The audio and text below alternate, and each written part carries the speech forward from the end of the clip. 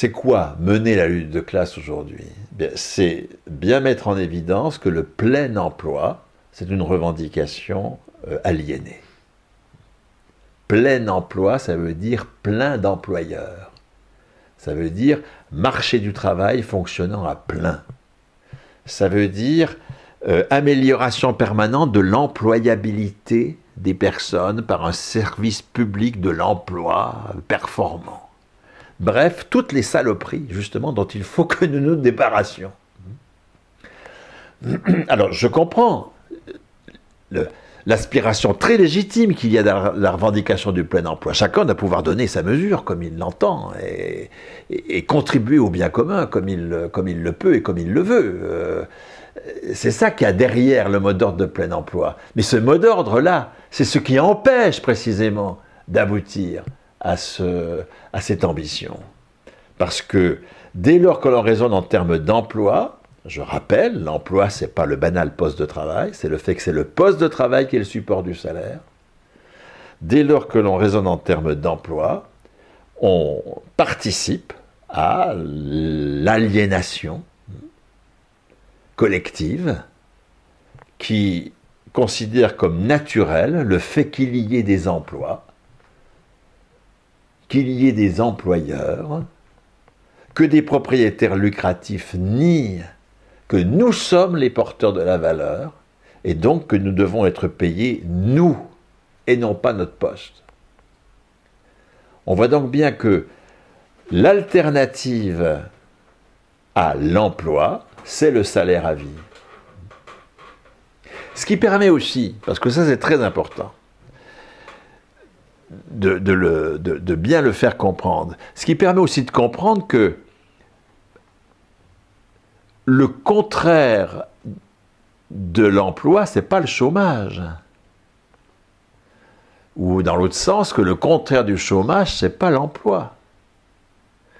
Qu'on ne résout pas par l'emploi le scandale du chômage. Le scandale du chômage est généré par l'emploi. C'est parce que on paye les postes de travail, c'est parce que ce sont les postes et non pas les personnes qui sont le support de la qualification et du salaire qu'il y a des chômeurs, c'est-à-dire des gens qui, n'ayant pas de poste, ma foi, sont au chômage. L'antidote au chômage, ça n'est pas l'emploi. L'antidote au chômage, c'est le plein salaire. C'est le salaire à vie. C'est le fait que le salaire devienne un attribut de la personne et non pas du poste de travail. Donc, pleine qualification, ça ne veut pas dire, parce que là encore, il y a des tas de confusions qu'il faut lever, hein, si l'on veut susciter un enthousiasme collectif qui aujourd'hui manque considérablement pour nous sortir de l'ornière énorme de l'ascension de l'aspiration à un État fort au service du capital dont peut être porteur le Front National. La qualification, ce n'est pas le diplôme. Hein. Pleine qualification, ça ne veut pas dire méritocratie scolaire à vie. Ça ne veut pas dire que le type qui a, ou la fille, c'est plutôt d'ailleurs des filles que des garçons, qui ont empoché un bon diplôme, ont à vie un salaire élevé, puis que ceux qui n'ont pas réussi à l'école, pour des raisons diverses et variées, ont à vie un salaire faible. C'est pas ça du tout, ça n'a rien à voir. Hein. Le diplôme, nous sommes du côté, reprenons nos distinctions essentielles, hein, nous sommes du côté de la valeur d'usage. Voilà.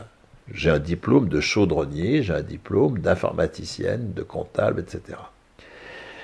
Ce diplôme-là reconnaît que je suis capable de produire des valeurs d'usage, de faire tel travail concret. La qualification, ce n'est pas du tout de l'ordre du travail concret.